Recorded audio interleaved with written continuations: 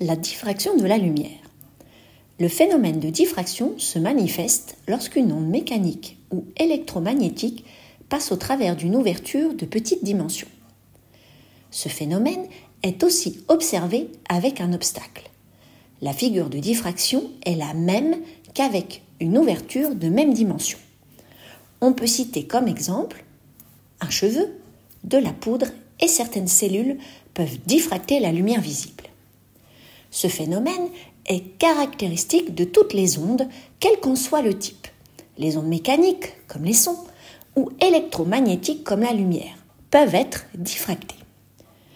Une onde plane devient une onde circulaire après le passage d'une ouverture ou d'un obstacle. Le montage ci-dessous montre la figure obtenue lorsqu'un faisceau de lumière issu d'une source laser traverse une fente fine dont la largeur est inférieure à la longueur d'onde du faisceau. On remarque qu'après le passage de la fente, le trajet de la lumière est modifié. La figure observée, appelée figure de diffraction, est constituée d'une alternance de zones brillantes et de zones sombres. Ainsi, après l'ouverture, le faisceau s'éparpille et la tache centrale de largeur grand L est 2 fois plus large que les taches secondaires et contient 90% de l'énergie lumineuse. L'importance de ce phénomène est déterminée par l'angle caractéristique de diffraction θ.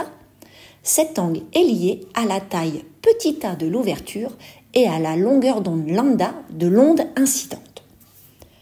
Pour observer le phénomène de diffraction, les dimensions de l'obstacle ou de l'ouverture doivent être inférieures ou environ égales à la longueur d'onde de l'onde. En plaçant des fils de différentes tailles devant le laser, on mesure la largeur grand L de la tache centrale. En traçant grand L en fonction de 1 sur A, on obtient une courbe d'étalonnage. Puis, en remplaçant le fil par un cheveu et en mesurant la largeur de la tache centrale, on peut déterminer graphiquement le point sur la droite ayant comme ordonnée grand L.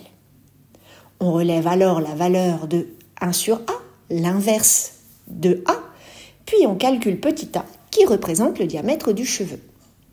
La diffraction de la lumière a donc une application pratique dans la vie de tous les jours. Même face à un obstacle, la lumière ou l'onde ne s'arrête pas, elle s'étale et révèle toute sa nature ondulatoire.